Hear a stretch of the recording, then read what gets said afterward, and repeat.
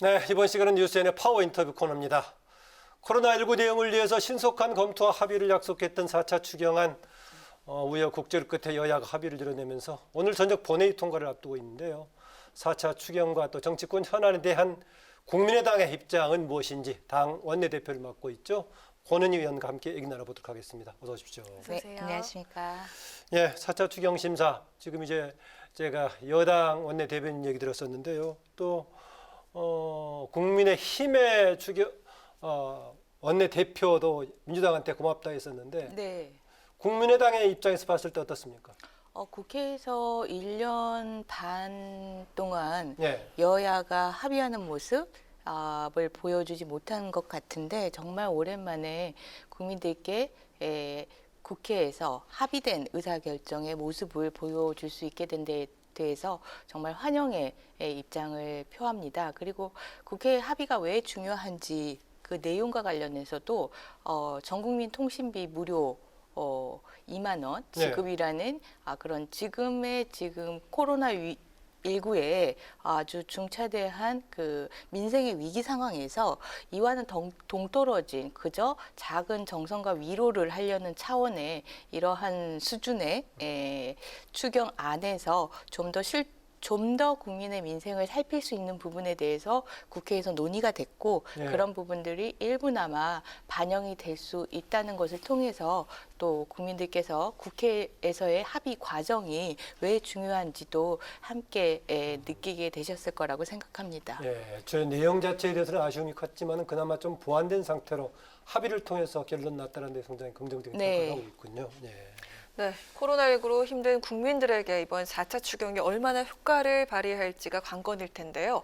어제 안철수 대표가 코로나 종시 때까지 정부나 지자체, 공공기관이 소유하고 있는 건물상가 임대료의 50%를 깎아줄 것을 제안을 했고요. 또 정부와 여야 합동 민생실태 현장조사단 구성도 제고할 것을 촉구를 했습니다. 좀 더 많은 지원과 노력이 필요하다 이렇게 보시는 겁니까? 좀 더 필요한 곳에 지원이 필요하다. 지원이 있어야 된다. 이러한 취지이고요. 지금 현재 자영업자들이 그 매출이 떨어진 상태에서 비용 부담에 대한 큰 고민을 가지고 계십니다. 이 비용과 관련해서는 가장 크게가 임대료와 그리고 인건비인데요. 인건비에 대해서는 지금 인건 부분들을 조정해 가면서 그 고용의 문제도 다시 또 낳는 그러한 문제가 2차적인 문제가 생기고 있는데 그거 외에 또 다른 큰 문제인 임대료와 관련해서 정부가 먼저 솔선수범하는 자세로 좀 더 장기적인 대처가 가능할 수 있도록 하는 게 필요하다라는 그러한 취지의 주장입니다. 예. 그동안에 되게 보면 우리 국회를 두고 여야 간의 정치적인 공방 또 정쟁들에 대한 비판이 있어 왔는데 이 와중에도 지금 코로나19 때문인지 야당들에서 상당히 정책적인 보완 제안들을 하는 것이 좀 최근에 눈에 띄어서 좀 바람직해 보이긴 합니다. 네. 그렇지만 또 이런 가운데 지금 국회 내부에서 지금 정기국회 이번 21대 첫 정기국회인데 시작부터 치열하게 충돌하고 있는 추미애 장관 아들 의혹 관련 얘기입니다. 특히 보면은 안철수 대표 상당히 강하고 분명하게 문제 제기하고 있던데 해임을 촉구했던가요? 네, 추미애 장관에 대해서 탄핵소추에 대한 부분을 저희들이 보내드렸습니다. 여당은 뭐 사실이 뭐 별거 없다, 야당에서 과장된 또 오해에 따른 의혹 확산시키고 있다 이렇게 얘기하고 있던데. 사실 추미애 장관의 아들의 군 복무 시절 미복귀 문제에 대해서는 국민들께서 가장 그 민감하게 생각하시는 부분이 이 국방에 관한 부분과 그리고 교육에 관한 부분입니다.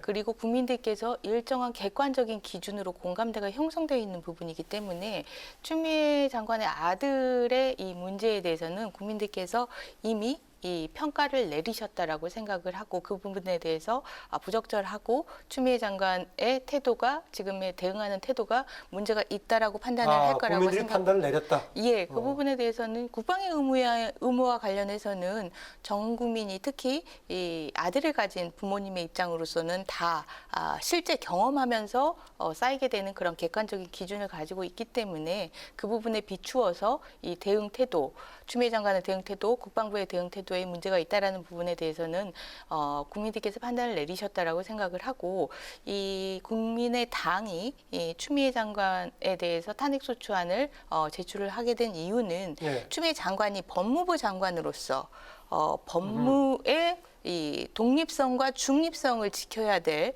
그러한 그 역할을 방기하고 오히려 독립성을 훼손하고 그래서 중립성을 흔드는 그런 결과를 초래한 부분에 대해서 예. 책임을 묻고자 탄핵소추안을 제출했습니다. 예. 네, 또 어제 문 대통령이 권력기관 개혁을 논의하는 회의를 주재를 했는데 추미애 정국 속에서 대통령이 추장관을 불러서 검찰 개혁을 논의하는 것 자체가 힘싣기라는 해석이 나왔습니다. 이에 대해서 어떻게 보시는지요? 힘싣기라는 의도가 분명히 있어 보이고요. 검찰 개혁을 특정 장관에게 특정 인물에게 힘을 실어서 진행하고자 하는 이 대통령의 태도가 아주 부적절하다라고 생각을 합니다. 검찰 개혁에 대해서는 검찰 개혁이 왜 필요한지, 어떤 부분을 개혁해야 되는지, 어떠한 방향으로 개혁해야 되는지 이 부분을 국민들께 제시하고 끊임없이 소통해 가면서 보완해 가면서 진행을 해야 되는 거지.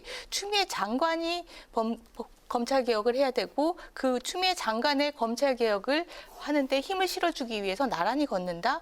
이렇게 국정 운영을 하는 그 방식이 너무 부적절하고 너무 단순하다.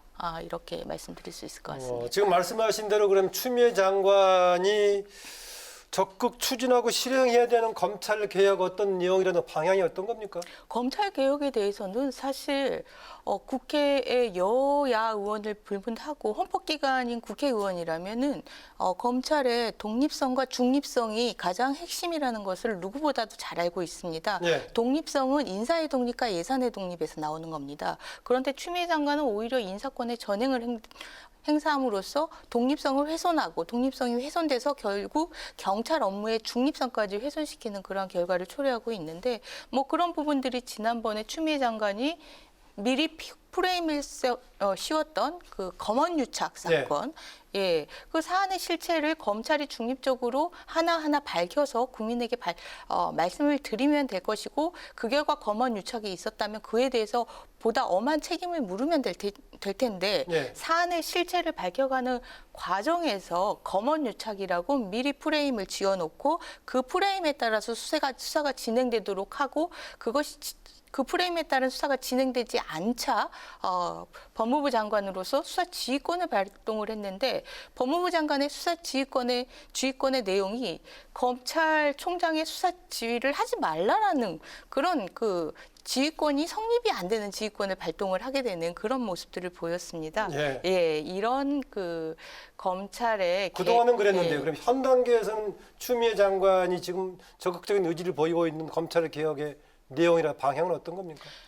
추미애 장관은 지금 현재 그 법무부 장관으로서 지금 그 부적절하고 사퇴함이 마땅한데 그 자리를 유지를 하고 또 문재인 대통령 이 힘을 실어주면서 추진하고자 하는 것은 공수처와 관련된 부분에 대해서 보다 강한 목소리를 여당과 목소리를 맞춰서 내주기를 원하는 거겠죠. 근데 공수처와 관련해서도 법무부 장관이라면 공수처의 독립성과 중립성이 확보가 돼서 국민의 인권이 철저하게 보호될 수 있는지, 그리고 공수처가 수사를 할 수 있는 효율적인 조직으로 지금 조직화가 되어 있는지 이런 부분들에 대해서 목소리를 내야지 공수처와 관련해 가지고는 그냥 공수처가 필요하다. 이 공수처를 무조건 출범시켜달라. 이렇게 요구하는 것은 전혀 법무부 장관으로서 할 수 있는 그런 내용은 아니라고 생각합니다. 네, 공수처 관련해서는 이제 권은 의원께서 상당히 관심을 많이 가졌었고 현재의 이제 공수처법과 좀 다른 이른바 권은희안도 제출하고 이제 네. 그랬었는데요. 이번에 또 민주당에서 국민의힘 쪽에 압박용이기도 했던 그런 성격이 있습니다만은 개정안 다시 또 내고 했는데 일단 김종인 비대위원장이 후보 추천하겠다 했으니 그건 좀 무력화된 느낌이 드는데 현재 이렇게 공방 국민의힘과 민주당 간의 공수처 추진을 둘러싼 공방 어떻게 보십니까? 공수처를 추진하는 과정에서 사실 그 내용에 대해서 제가 공수처 출범에 있어서 중요한 부분이 공수처의 독립성과 중립성 그리고 공수처가 수사를 얼마나 효율적으로 할 수 있는가에 대한 고민이라고 말씀을 드렸는데 그러한 고민들이 전혀 없이 진행이 되었고 그나마 더불어민주당이 이 공수처와 관련해서 독립성과 중립성을 확보할 수 있는 방안이 있다. 그것이 야당의 추천권이다. 야당의 거부권이다라고 얘기를 했는데 예. 지금 지금 그마저도 없애버리는 그러한 개정안을 내면서까지 공수처를 출범한다라고 하는 것은 공수처를 더불어민주당이 부패 범죄에 대해서 전문적인 수사기구로서 출범하는 것이 아니라 검찰을 길들이기 위한 검찰에 대해서 내 입맛에 맞는 정권의 입맛에 맞는 검찰로서 활동하라라는 것을 끊임없이 각인시키고 원래 검찰에게 요구하는 중요한 예. 방향이 정권으로부터의 독립성 아니었습니까? 그렇죠. 그런데 그게 아닌 것 같다. 공수처의 지금 현재의 방향은 정부가 독립성이나 중립성을 전혀 확보할 의지도 생각도 없고 오히려 종속화시키려는 의도의 공수처라고 생각을 합니다. 예, 그렇게 보고 계시는군요.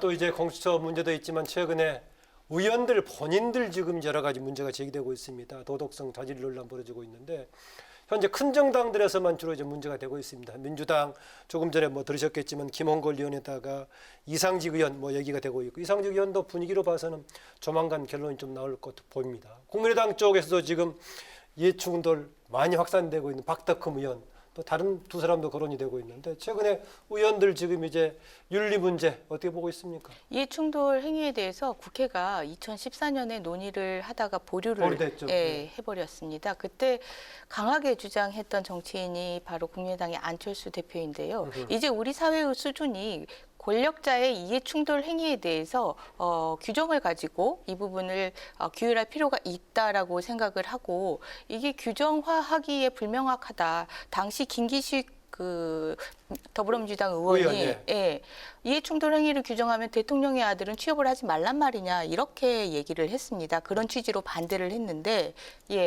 이해충돌 행위라는 것 자체는 충돌되는 상황을 당시에 김기식 의원이 그렇게 얘기를 했어요? 네, 당시에 김기식 의원이 지금의 박덕흠 이번에 그래도 의원의 박덕흠 의원이 인용한 게 그걸 인용한 거군요. 변명과 동일한 취지로 이야기를 하면서 이해충돌 행위에 대해서 반대의 의견을 표시를 했는데 지금 이해충돌 행위에 대해서는 충분히 명확하게 구체화할 수 있고 그렇기 때문에 선진 외국에서는 이해충돌과 관련해서 다 규정을 두고 있는 것이고 우리 국회에서도 지금 뭐 박덕흠 의원이지만 그 이전에 손혜원 의원 때도 논란이 됐었고 김기식 본인의 그 취임 당시에도 후보 당시에도 문제가 됐던 사안입니다. 부인 관련해서 얘기했습니다. 저도 20대 국회 때 이와 관련해서 그래서 개정안을 내고 이해 충돌에 대해서 반드시 이제 법으로 다스려야 된다라고 의견을 냈는데 21대 국회에서 가장 먼저 이번 정기국회에서 국회가 처리해야 될 법안이 이 이해충돌과 관련된 규정이고 그리고 또 하나 중요한 거는 이해충돌과 관련된 규정을 하고 나서 이 이해충돌에 위반했을 경우에 공수처의 수사 대상이 될 수 있도록 해야 됩니다. 고위공직자의 가장 전형적인 부패 행위가 이해충돌 행위입니다. 이것을 공수처에서 다루게 하지 않는다면 공수처가 도대체 부패 수사 기관으로서 얼마나 효율적으로 일을 하겠습니까? 맞습니다. 고위공직자를 대상으로 하는 것이기 때문에. 그렇습니다. 이러한 부분들을 함께 논의를 해야 되는 것이지 공수처 무조건 그냥 바로 출범시키겠다라는 이런 태도를 가지고는 전혀 부패에 대해서 효율적으로 대응하지 못하고 박덕흠 의원 개인에 대해서는 본인이 사퇴를 하든지 당에서는 제명을 시키든지 그리고 국회에서는 윤리특위에 회부해서 조사를 하든지 분명하게 이에 대한 책임을 물어야 된다라고 생각을 합니다. 네, 또 그리고 국민의힘과 국민의당 이름도 비슷한데요. 연대나 통합에 대한 관심이 커지고 있습니다. 주호영 원내대표는 긍정적 입장을 보이고 있는데 김종인 위원장은 선긋기를 하는 모습인데요. 내부 분위기나 의견 어떻습니까? 국민의당의 입장으로서는 지금 국민의힘이 김종인 비대위원장 체제의 국민의힘이 실용과 관련돼서 실용을 수용하고 그리고 보수도 진보도 아닌 국민의 민생의 삶으로 들어가겠다라는 것을 표방하고 있는 그런 변화를 보이고 있기 때문에 그런 국민의힘과는 손잡지 않을 이유가 없다라는 그런 국민의당의 입장이고요. 그런 국민의당의 입장과 국민의힘의 입장으로 아마 국정감사와 관련해서도 함께 정책 공조나 업무 공조가 이루어지지 않을까 생각합니다. 네, 안철수 대표 서울시장 관련 얘기가 거론이 되고 있는데 물론 안철수 대표 본인의 정치적인 진로라든가 여러 가지 또 정세 상황을 같이 봐야겠는데 현재 상황에서는 어떻습니까? 안철수 대표는 지금 현재 문재인 정부에서 나타나고 있는 그 권력의 사익 추구 행위에 대해서 상당하게 심각한 행위라고 보고 있고 대한민국의 크나큰 위협적인 행태라고 보고 있습니다. 그래서 이를 야권이 적절하게 견제를 해야 하는 것이 야권의 소명이라고 생각을 하는데 야권이 견제하기에 아직 국민들의 신뢰가 부족한 것이 가장 큰 문제이고 그렇기 때문에 국민들의 신뢰를 받는 것이 본인의 가장 큰 역할이라고 생각을 하고 있고 그 부분에 대한 생각의 집중으로 뭐 선거와 관련된 구체적인 고민은 아직 하고 있지 않는 그런 뭐 상황입니다. 그런 입장에 어떤 예. 역할을 할 것인가에 물려서의 생각을 하겠군요. 나중에. 네네. 네. 네, 마지막 질문 드리겠습니다. 네. 이번 정기국회 국민의당 운영 방향이 좀 궁금하고요. 개인적으로 갖고 계신 앞으로의 계획과 목표도 들어보도록 하겠습니다. 예, 이번에 국정감사를 앞두고 국민의당이 추구하는 정책 과제를 국민들께 미리 보고를 드리고 그리고 국정감사에서 특히 다룰 현안에 대해서도 예. 함께 말씀을 드리고 국민들이 참여할 수 있는 모바일 창구를 개설을 해서 국민들과 함께 진행하는 국정감사가 될 수 있도록 하겠습니다. 그리고 저는 정무위에서 그동안 다뤄지지 않았던 갑질 그리고 가습기 살균제 피해자들의 고발로 지금 문제가 되고 있는 가습제 살균제 네. 가습기 살균제 그 사건의 공정위의 묵살 의혹에 대해서도 함께 좀 문제 제기했던 거 예, 말이죠. 예, 예. 살펴보는 시간을 갖도록 하겠습니다. 네, 오늘 또 저녁에 이제 본회의 참석하셔야겠네요. 네, 네. 바쁘신 와중에 오늘 고맙습니다. 네, 고맙습니다. 감사합니다. 네, 뉴스엔의 파워 인터뷰 지금까지 국민의당 원내대표이신 권은희 의원과 함께했습니다.